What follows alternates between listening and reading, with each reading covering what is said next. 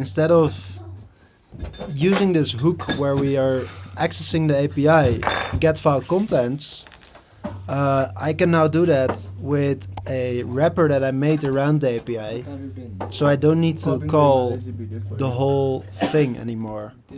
So instead of using this hook that we are using, that we made here, we can just go to import queries from API.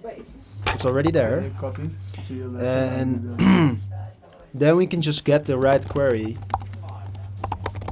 from the queries, and it's called use get file contents, and instead we just use that immediately, right? So now the project file path, that's the only difference. It's coming, of course, from the router. So here we took that from here. You see? Then project relative path, it's full path. The same thing is full path.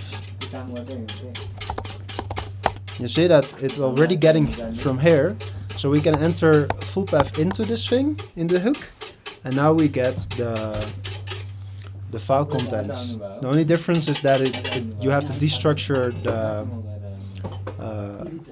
result of the function first, and then we can get the file contents like this. So it's in the results. So that's the very cool thing, because now instead of making our own hook that we had before here, this thing can just be removed.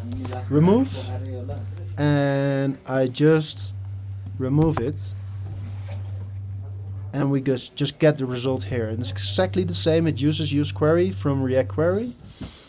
It's just a wrapper around the API, and you don't have to write your own hooks anymore. So that's what I wanted to show you guys. Thank you.